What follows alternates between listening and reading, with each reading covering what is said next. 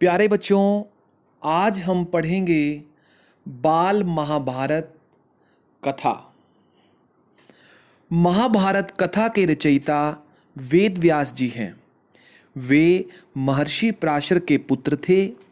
वेद व्यास जी ने महाभारत की इस कथा को सर्वप्रथम अपने बेटे शुकदेव को याद करवाया। तत्पश्चात इस कथा को अपने दूसरे शिष्यों को सुनाया, किंतु इस कथा का प्रचार प्रसार उनके प्रमुख शिष्य महर्षि वैशंपायन जी ने किया। बाद में राजा परीक्षित के पुत्र जन्मेजय ने एक महान यज्ञ किया, जिसमें सुप्रसिद्ध पौराणिक सूत जी भी उपस्थित थे। सूत जी ने महर्षि शौनक की अध्यक्षता में ऋषियों की एक सभा बुलाई तथा महाभारत की कथा सुनाई। यह कथा इस प्रकार है। महाराजा शांतनु के बाद उनका बड़ा बेटा चित्रांगद हस्तिनापुर की गद्दी पर बैठा। उसकी अकाल मृत्यु के पश्चात उसका छोटा भाई विचित्रवीर्य राजगद्दी पर बैठ गया। उसके बाद उनके दो पुत्र थे, धृतराष्ट्र और पांडु। धृतराष्ट्र जन्म से अंधे थे, जन्मांध थे, इसलिए पांडु को राजगद्दी प्राप्त हुई। पांडु को किसी अपराध के पश्चाताप स्वरूप वन में तपस्या के लिए जाना पड़ा। उसकी दोनों रानियां कुंती और माद्री भी उनके साथ चली गई। वहीं कुंती और माद्री ने 5 पांडवों को जन्म दिया।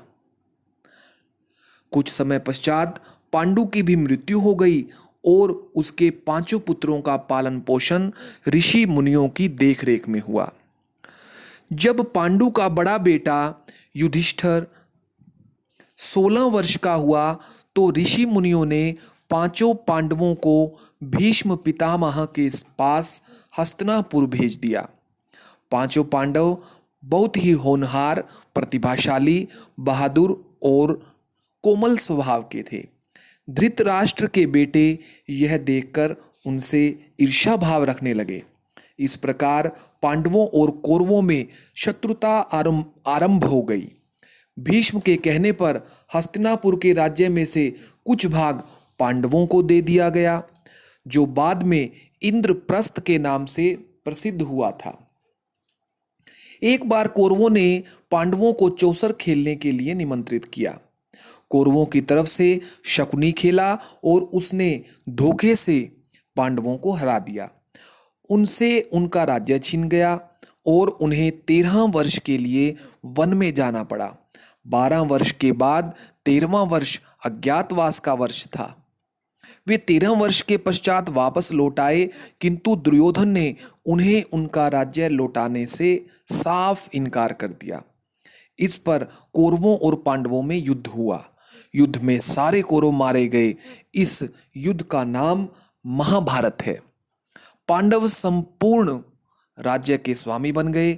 उन्होंने 36 वर्ष राज्य किया और फिर अपने पोते परीक्षित को राज्य देकर पांडव द्रौपदी सहित हिमालय पर तपस्या करने के लिए चले गए।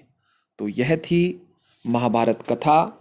आप सभी बच्चे एक बार पुनः इस कथा का दोहरान करेंगे, पढ़ेंगे।